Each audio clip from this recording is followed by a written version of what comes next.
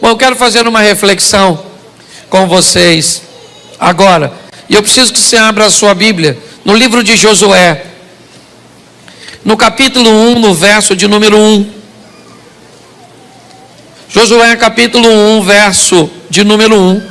Se você está sem Bíblia, vai aqui, no telão.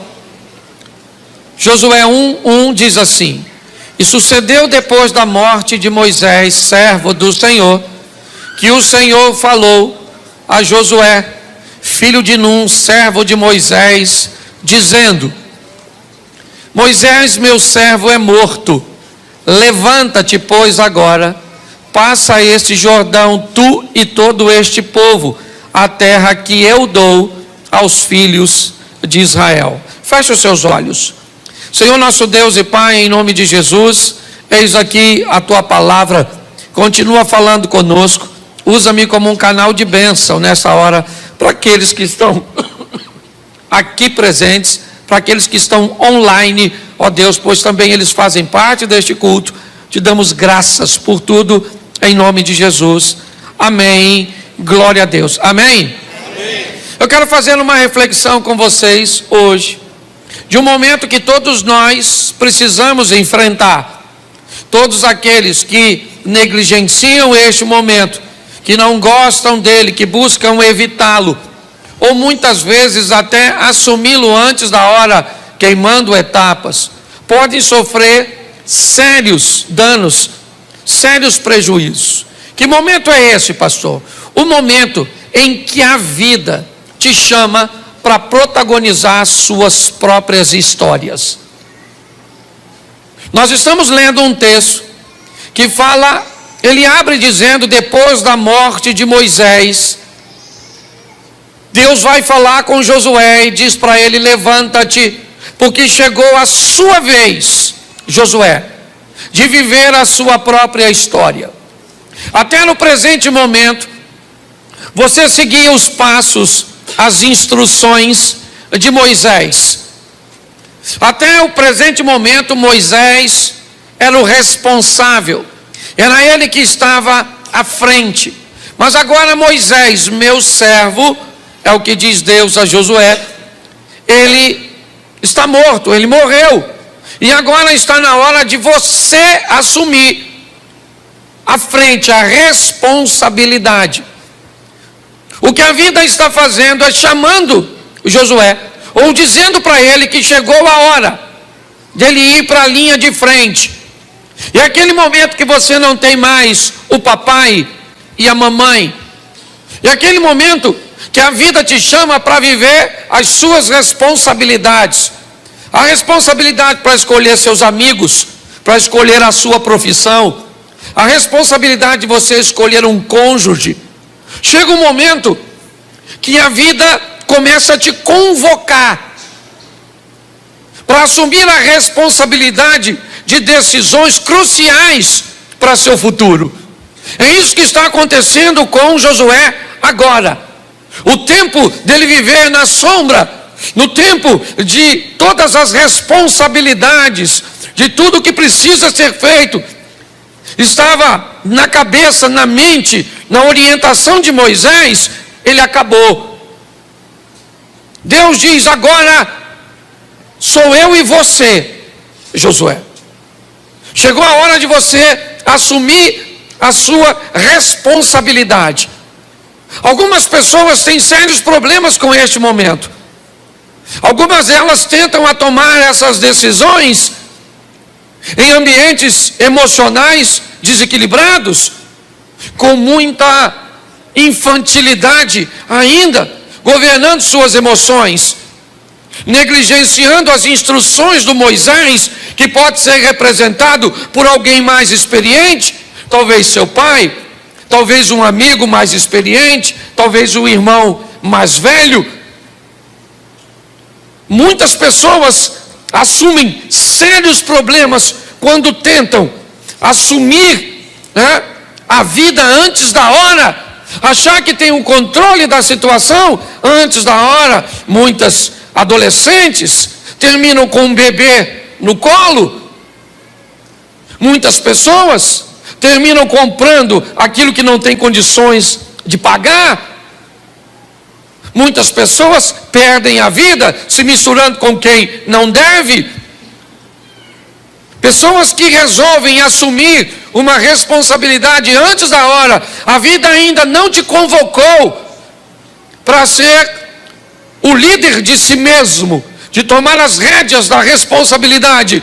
E muitos filhos acham que os pais são retrógrados, conservadores demais. Muitas pessoas negligenciam esses conselhos, que ainda é muito cedo para casar, em meio a uma paixão, onde a pessoa cuja qual ela está apaixonada, poucas coisas tem a oferecer para o futuro, mas acha que são os pais que estão atrapalhando, criando um ambiente de percalço, e que na verdade a vida está usando é um Moisés, para te dar a direção enquanto você não tem. Outras pessoas vão para outra extremidade, e começam agora a não gostar de obter as responsabilidades. É aquele camarada que se casa e ainda quer ou deixa a mãe comandar a vida dele. É aquele indivíduo que quer, né, quando eu digo indivíduo, homem e mulher, que quer muitas vezes assumir uma família, mas ainda quer continuar mesmo depois de casado, debaixo da proteção, do dinheiro, do controle. Eu costumo dizer que a pessoa mais perigosa para um casamento não é um amante, é uma sogra. Você está rindo, mas é sério, eu escuto o tempo inteiro isso. Então eu quero te dar uma direção hoje. Por quê? Porque em algum momento a vida vai te chamar. Ela pode, né? Ou ela vai te chamar no momento certo. Você pode ter certeza. Mas você pode começar a ouvir essa voz antes da hora, de uma forma precoce, e quebrar a cara, porque negligenciou, porque ainda era o tempo do Moisés, da experiência, está te aconselhando, está te direcionando. Ou você pode perder o time e acabar não querendo sair, virando um solteirão, uma solteirona, alguém sem responsabilidade, sempre dizendo que os outros são culpados do seu fracasso, está todo mundo contra você, há um complô no inferno contra você. Quando a vida chama Moisés para isso, Josué para isso, algumas instruções vão ser dadas a ele. Por quê? Porque inevitavelmente, quando a vida te chama a assumir a responsabilidade, quem é que resolvia tudo? Moisés.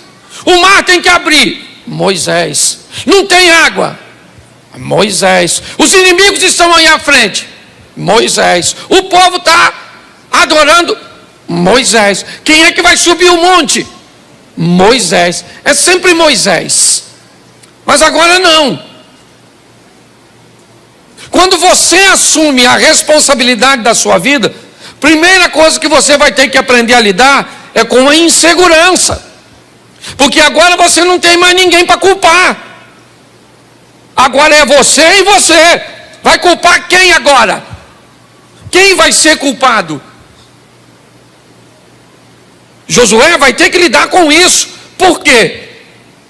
Porque é altamente inseguro. Dizem que um passarinho, irmãos, quando ele vai fazer o seu primeiro voo, ele sabe muito mais sobre coragem do que sobre voo. Ele nunca voou. O que ele sabe é que ele vai saltar do ninho. Ali ele não tem conhecimento sobre voo. O que ele sabe é sobre coragem. Muitas pessoas são extremamente inseguras para tomar suas decisões. Eu costumo dizer, e sou bem equilibrado para isso: pastor, como é que eu faço para entrar nesse ambiente de uma forma sadia, salutar, com o menor número de erro possível? Como ser mais assertivo, procurando tomar decisões que te causam menos prejuízo por conta própria, e buscando instruções, aconselhamento sobre aquelas que são mais fundamentais. Ninguém chega no mundo aprendendo tudo. É importante você entender que quando a vida for te chamar para escolher alguém para casar, a insegurança vai fazer parte disso. A hora que a vida te chamar para uma responsabilidade profissional, você vai ficar muitas vezes permeando 2 ou 3 caminhos ou mais. O que eu quero ser? Como você? Como é que vai ser isso? Então há uma insegurança nesse ambiente que precisa ser vencida. Outra coisa que ele vai ter que lidar é com a comparação. Quem assume as rédeas de sua vida, inevitavelmente, vai ser comparado a um irmão, a um amigo, a um vizinho, a alguém que conseguiu mais êxito do que você mais rápido, que conseguiu alcançar alguns resultados de uma forma mais rápida do que você. Todas as vezes que você for assumir a sua vida, inevitavelmente vão te comparar com alguém. Alguém que é mais magro, alguém que é mais inteligente, alguém que é mais rico, alguém que foi. Isso é inevitável. É a responsabilidade que a vida está exigindo de você, de agora não ser mais um coadjuvante, de ser o principal. Muitas pessoas se perdem nisso. A comparação precisa ser vencida. Você vai pregar como eu? Inevitavelmente vocês me comparam com Elvis, com o Rafael. Quantas pessoas aqui? Você não precisa levantar a mão para não me envergonhar. Olha e diz: pastor, o Rafael prega 200 vezes mais do que o senhor. O Elvis prega muito bem. O Luciano Subirá, o Cílio Malafaia. Esse dia o cara falou que gostava de ouvir 3 pessoas: Tirolipa, Tiririca e eu. Falou para um amigo. Falei: nossa, 3 excelentes pregadores, não é verdade? Então a comparação é algo inevitável. Aqui tem gente que é muito melhor do que eu em áreas que eu não sou tão bom.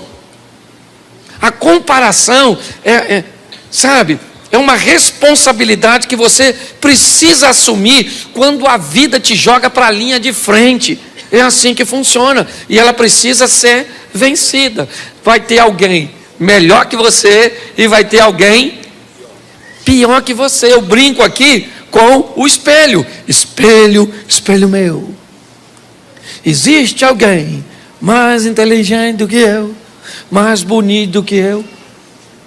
Você já notou que aquela suposta bruxa do espelho, ela é legalzinha? Ela não é ruim não. Você que está solteiro pegava. Eu casado não posso. Mas escute só. Mas ela não está preocupada com a sua beleza. A preocupação dela é se tem alguém mais bela que ela. O espelho é dela. Espelho, espelho meu. Existe alguém que tem uma casa melhor do que eu, uma empresa melhor do que a minha, certo? Um jardim mais verde que o meu. É essa comparação que está matando as pessoas. Você precisa vencer isso. Você faz as coisas do seu jeito. A hora que a vida te chamar, pare de ficar se comparando. Terceira coisa, que quando a vida te chamar, você vai ter que vencer medo. Lembra o que Deus disse para Josué? Seja forte e corajoso. Você vai ter que vencer o medo. Por quê? Porque na vida nem sempre tudo é tão seguro, nem sempre tudo é tão exato. Muitas coisas cujas quais você vai ter que fazer, inevitavelmente, o desfecho delas ainda não estão totalmente visível diante de você. Então é comum que você tenha medo. O que eu vou ser na minha vida profissional? Será que esse relacionamento vai dar certo? Ninguém sabe. Tem que entrar nele e ter coragem para sair se o negócio não for bom. Entendeu? Medo. Quando Josué vai assumir a direção da vida dele, inevitavelmente ele vai ter que lidar com insegurança, com comparação. pensa que o pessoal não falava? Aí, ó, Moisés era muito melhor. Esse Josuézinho aí, ó, tá com nada não. E outra coisa, desconforto.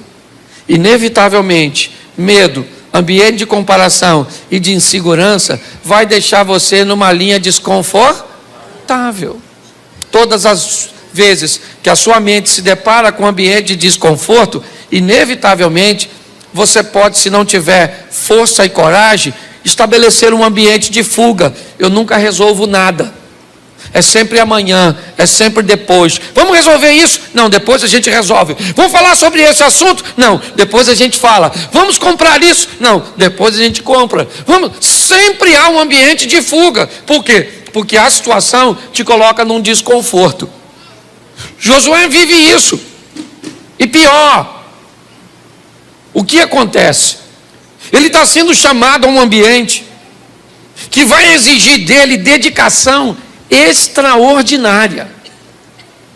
Olha só, o que a vida passa a exigir desse moço, que sempre esteve à sombra de Moisés, que sempre esteve debaixo das asas de seus pais, de seus responsáveis, de pessoas que tomavam decisões. É a seguinte, precisa botar não para nós ganharmos tempo. A arca vai à frente e tem que ser 800 côvados, ou melhor, 2.000 côvados de distância entre o povo de Deus. Ninguém pode se aproximar, aproximadamente 800 metros, não pode se aproximar da arca. Por quê? Porque morria. Era um nível de dedicação que a vida está pedindo dele. Santificai-vos hoje, capítulo 3, verso 5, porque amanhã o Senhor fará maravilhas em vosso meio. Capítulo 4, verso 2, vamos colocar 12 pedras. Capítulo 5, verso 2, vamos ter circuncisão e Páscoa. Preste atenção no que é a vida. Esquece o texto aqui e busque entender o que a vida está dizendo para ele e para mim. Quando chegar a hora de você assumir a responsabilidade de sua vida, que pode trazer para você sofrimento, dor ou alegria e prazer, tome cuidado com os detalhes, porque às vezes é nos detalhes que as coisas passam. É nos detalhes que nós nos complicamos com aquelas coisas cujas quais achávamos que não tinha problema.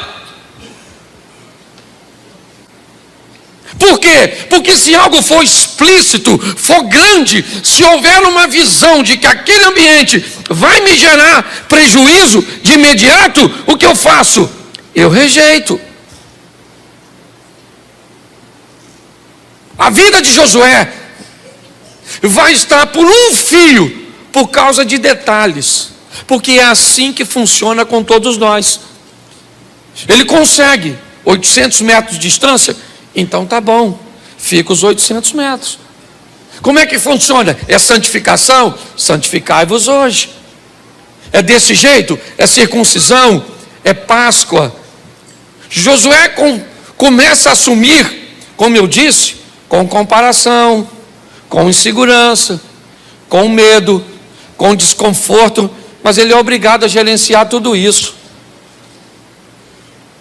Ele tem que gerenciar tudo isso. Ele tem que vencer tudo isso.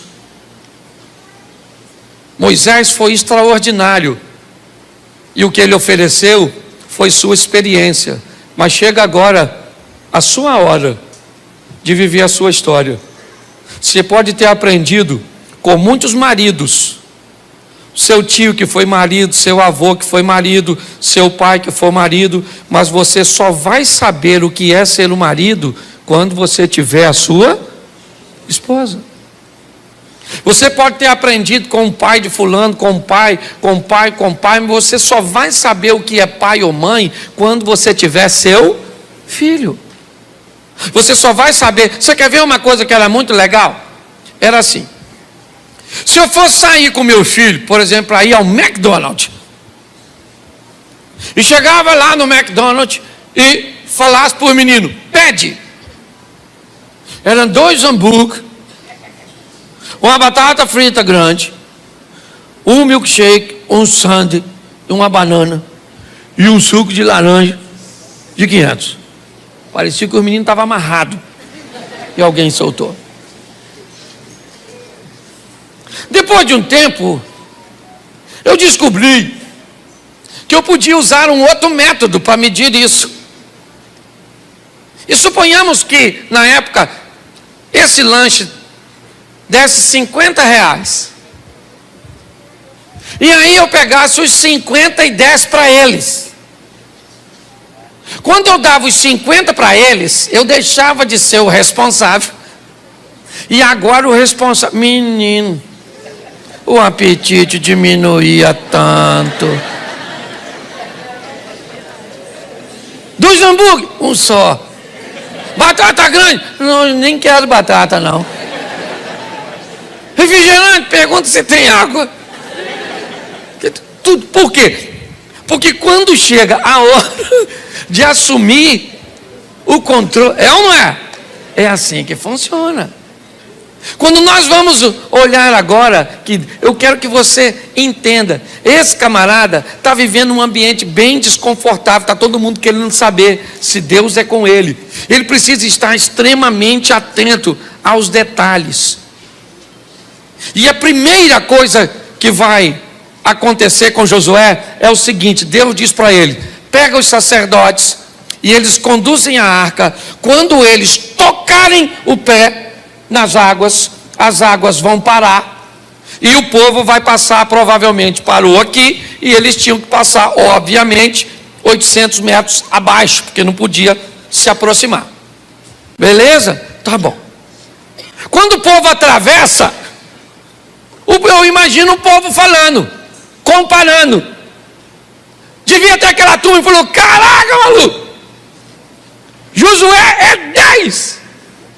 O rio parou para a gente passar, sim ou não? Mas devia ter aquela turma falando: ria mole, quero ver mar. Caímos de liderança, porque Moisés abria era mar, maluco. Esse risinho aí, ó, isso não é nada não. O que é isso? Sempre tem alguém que vai achar extraordinário o que tu faz e vai descer a lenha em você. Aprenda uma coisa nessa vida: pessoas vão te amar por quem você é e vão te odiar pelo mesmo motivo. É assim que funciona. Não gostou, morre, porque não tem alternativa. É desse jeito. Primeira vitória, ela é clara. O rio abriu, e quem foi que abriu? Deus. Deus está dizendo para Josué e para todo o povo: tem coisas que é comigo e eu resolvo e pronto. Amém? Pô, chegou do outro lado com moral. Mas agora tem Jericó. E Jericó, o modelo muda. Jericó, as coisas vão ficar diferentes, porque agora a lição é outra. Deus diz a Josué: eu derrubo o muro e você mata os inimigos. Agora virou uma parceria. O que Deus está dizendo para esse indivíduo agora é diferente. Ele utiliza o mesmo método que Moisés, note, envia espiões. Assim como Josué, assim como Moisés mandou Josué espiar Canaã, Josué manda, certo? Os homens irem a Jericó, fazerem a leitura do ambiente, trazerem. Note que ele está, Moisés está morto, mas seus ensinamentos ainda estão vivos na prática de Moisés, ou na prática de Josué. É importante nós olharmos isso. Bom, eu acredito que você, conhece, no capítulo 6, no verso 20, o muro cai.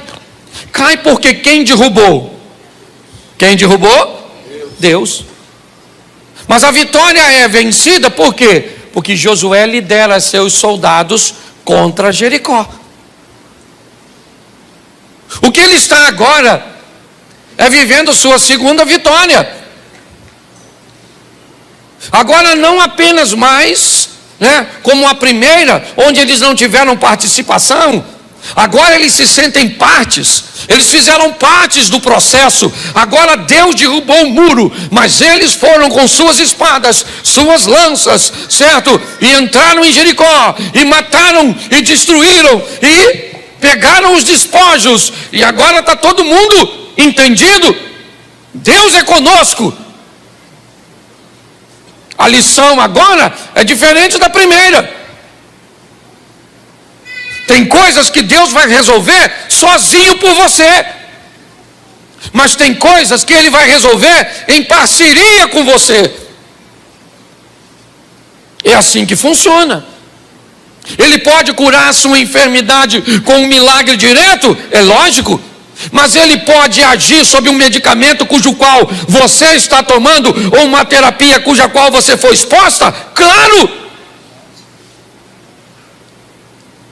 Ele pode acabar ou apagar o rancor do coração da sua esposa por algo que você fez? Claro que pode. Mas Ele pode mudar sua postura a ponto de que você seja capaz de reconquistar uma credibilidade que você perdeu? Sim. Isso é parceria. O que nós precisamos entender é que estamos lidando com um Deus inteligente. Não tente colocar Ele num programa que determina, certo, um protocolo para todos, porque não funciona desse jeito. Eu vejo pessoas bem intencionadas procurando solução para seus problemas, mas muitas vezes não se expõe ao protocolo cujo qual Deus estabeleceu para você. Josué vive isso de forma maravilhosa. O grande problema que Josué não sabe é que em Jericó algo de errado aconteceu. Uma instrução que foi dada na batalha contra Jericó não foi cumprida. Jericó é a primeira vitória logo após a passagem do Jordão. Deus diz a Josué: avise os homens que eu quero tudo destruído, e os objetos de valor eu quero que todos sejam colocados no tabernáculo, sejam trazidos em oferta ao Senhor, porque é a primícia, é o primeiro. Então eu preciso que isso seja cumprido. Josué não sabe, mas um indivíduo, um de seus homens, não cumpriu o que Deus determinou. Ele não tem ciência disso. Preste atenção. Ele não sabe disso. O que ele sabe é que Jericó não é seu fim. Seu fim é Canaã. Então ele tem que seguir o percurso. E o que ele não sabe, aliás, a confirmação que eu tive dessa palavra foi a palavra de oferta. É que para Deus um erro individual pode comprometer todo o coletivo. Pastor, isso é Velho Testamento? Não é não, querido. Eu tenho conversado com muita gente, e deixa eu falar um pouco disso aqui com vocês, porque presta atenção, na minha liderança, na igreja, eu posso até tolerar ainda que eu tenho que tomar algumas providências, mas na minha liderança, eu não tenho nenhuma mulher mais que poste foto de biquíni. Por quê? Porque eu não posso. Deus tem falado no meu coração. Pastor, mas a gente vai à praia, vai usar o quê? Biquíni. Mas para que tirar foto e colocar?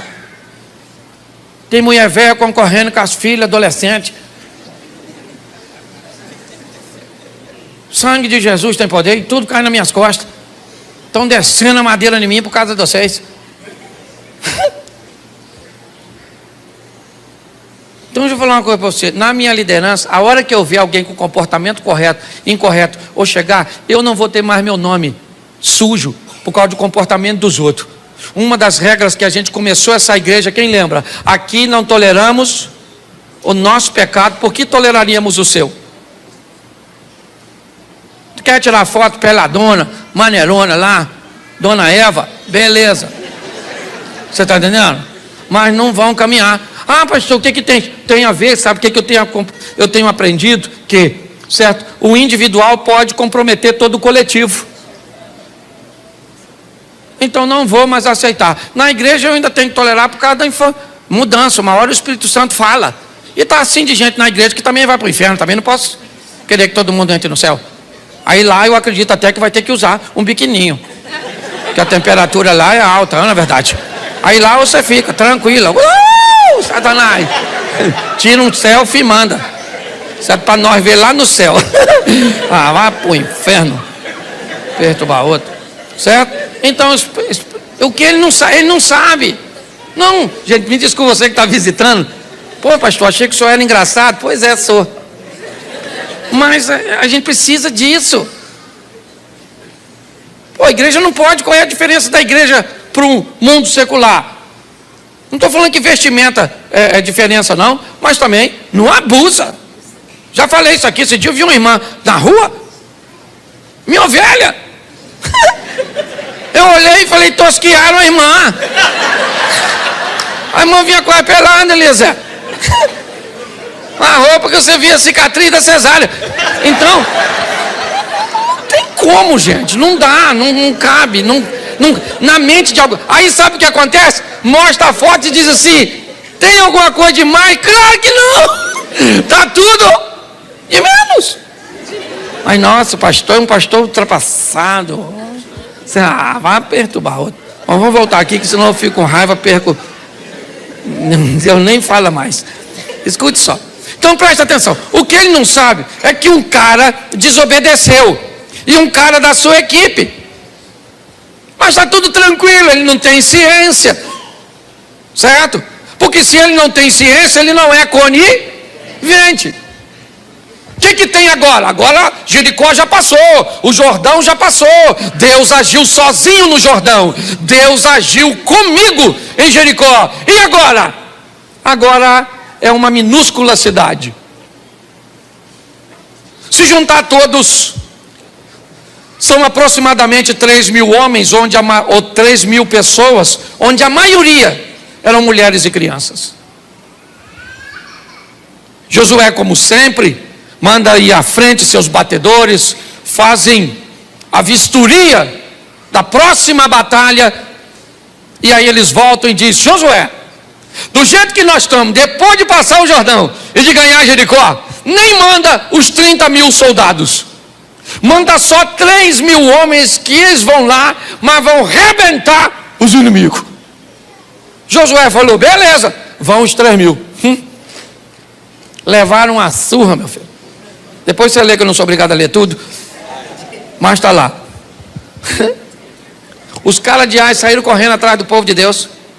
E os caras correndo. Chegaram em umas pedreiras, ainda mataram alguns. E o restante foi correndo com o rabinho entre as pernas. Chegaram lá e falaram: ai, Josué. Caraca, maluco. Os caras são feras, os caras lá de Ai. Eu acho que o nome deve ser esse, Ai, porque quem vai lá volta falando ai, misericórdia. Os caras arrebentaram a gente, Josué. Quando Josué escuta que perdeu a batalha para um povo tão pequeno, ele não aguenta. Qual é o medo? Agora é o medo. O medo tomou conta de Josué. Por quê? Porque se ao longo da história as vitórias que ele vinha recebendo de Deus fazia com que seus inimigos não o enfrentassem. Por quê? Porque sabia que Deus era com ele. Se a notícia começa a correr agora que esse povo que passou pelo Jordão, que atravessou o mar, que venceu os reis, que ultrapassaram tudo isso, agora estão perdendo para uma cidade minúscula, é só uma questão de tempo até virem lutar. Aprenda uma coisa: ninguém quer lutar com quem é forte. Ninguém quer disputar com alguém que sabe de antemão que vai perder. Mas quando você descobrir que a sorte do outro mudou, que as coisas não estão bem, é a hora de você ir lá comprar o que ele tem, porque agora é mais fácil, certo? É minar a pessoa no momento em que ela está fragilizada. É isso que Josué tem medo. Porém, ele recebeu uma palavra no primeiro capítulo, dizendo que Deus seria com ele, e que o lugar que ele colocasse a planta do vosso pé seria lhe dado por herança. Então Josué diz: mas espera aí, o que aconteceu? Vão para a presença do Senhor. Vamos fazer o que Moisés fazia. Senhor, o que é que está acontecendo? Capítulo 7, verso 12, coloca na tela para mim. 7, 12.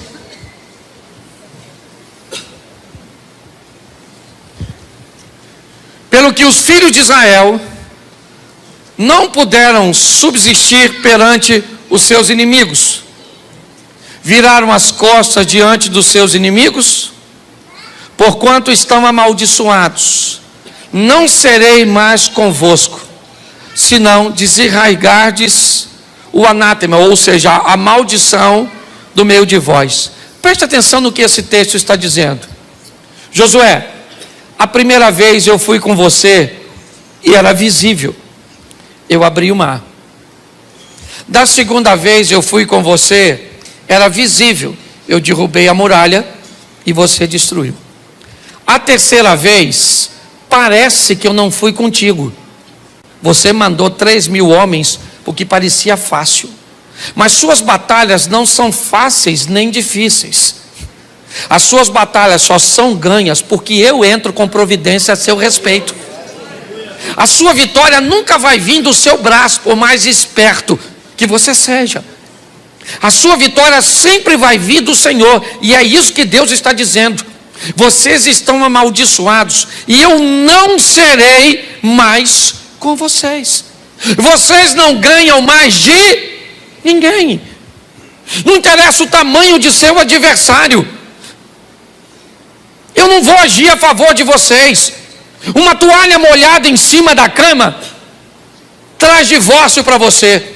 Um adultério não traz se eu for contigo. Um negócio mal feito pode fazer você falir. Um ambiente tributário do jeito que o Brasil apresenta para o empresário faz você prosperar se eu for contigo. É o que Deus está falando. O que Deus está dizendo para eles é: há uma maldição. E que maldição é essa? A maldição da desobediência. Eu não vou ser mais com vocês, a não ser que vocês removam a maldição do meio de vós. E aí vem a pergunta: por que é que Deus mesmo não tirou? Deus já sabia quem era, já sabia onde estava. Deus já sabia. Deus já sabia de tudo. Não era mais fácil Deus ir lá e matar? Mas presta atenção que a história aqui não é sobre a vida de Deus, é sobre a vida de Josué. É ele que tem que tomar as decisões.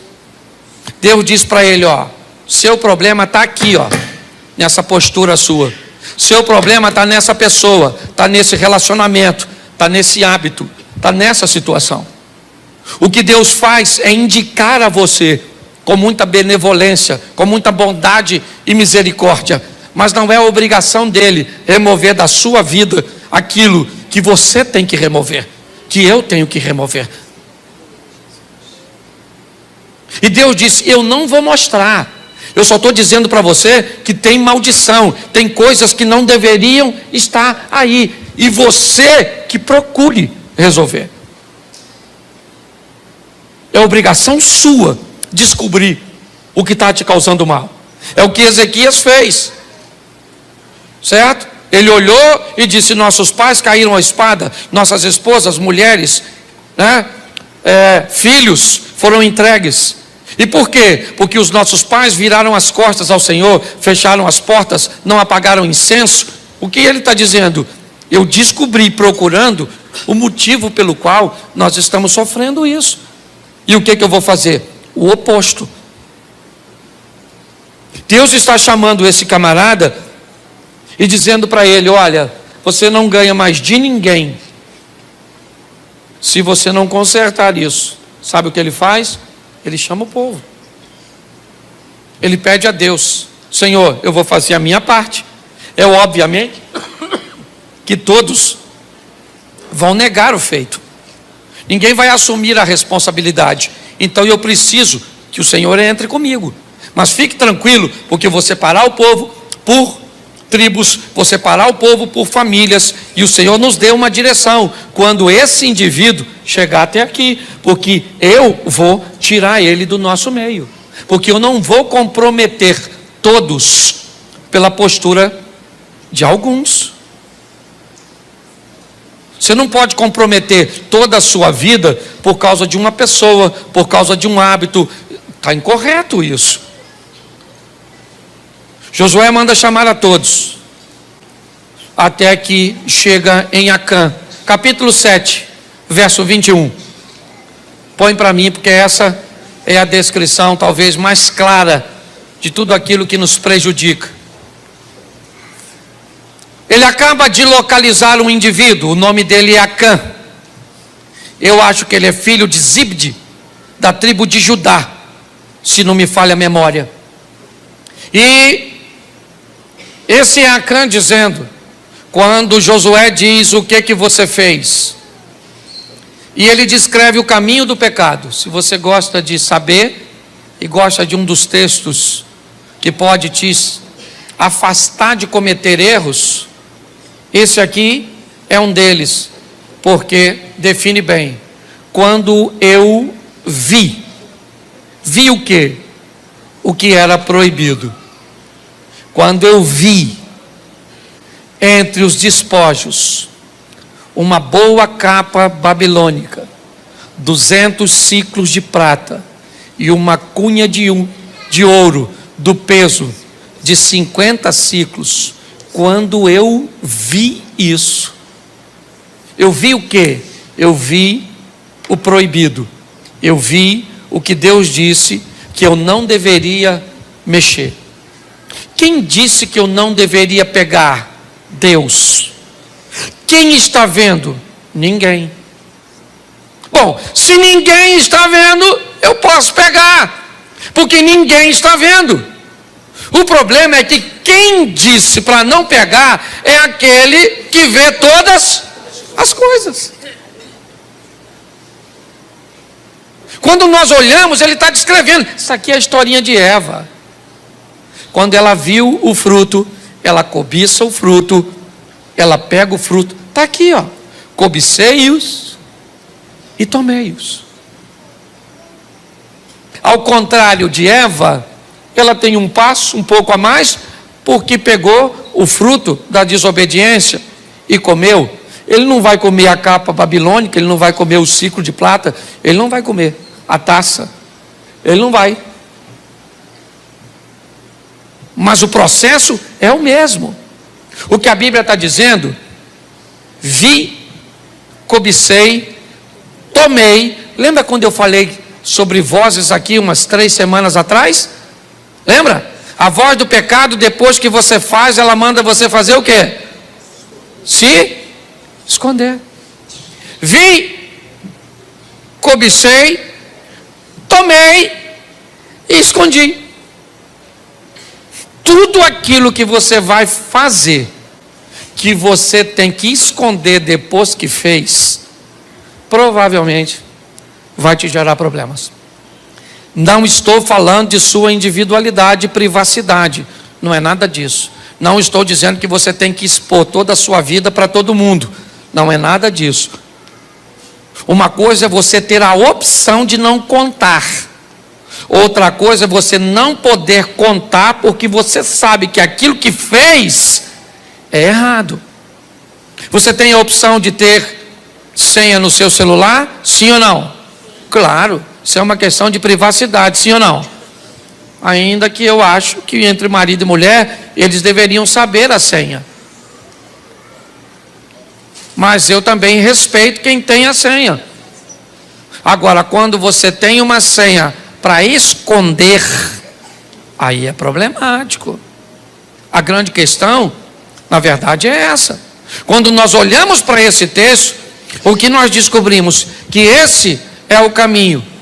Vi, cobicei, tomei, e agora eu sou obrigado a me esconder. Quando ele narra isso, Josué está diante dele. Me parece que a família de Acã, porque também não é uma coisa tão fácil de se esconder sozinho, certo? Tem mais algumas pessoas que participam, e ele diz: não vai ser fácil, mas eu vou ser obrigado a matar o Acã, a mulher dele, os filhos dele e todos que participaram disso. Vamos tirar para fora da cidade, todo mundo taca pedra neles, todo mundo vai tacar pedra neles. Esquece as pedras, esquece o ambiente que pode parecer altamente grotesco, violento. Entenda que o que está sendo banido aqui é aquilo que pode comprometer o futuro. E a hora que você começar a ter pena daquilo que pode estragar seu futuro, e a hora que você começar a ter pena de tirar da sua vida aquilo que pode levar sua vida nessa terra para o inferno, ou comprometer sua vida eterna, automaticamente você perdeu noção de valores. Josué agora pega todos os envolvidos, leva para fora, porque presta atenção, se o erro de um compromete o coletivo age para inibir o ato de um. A mensagem é essa.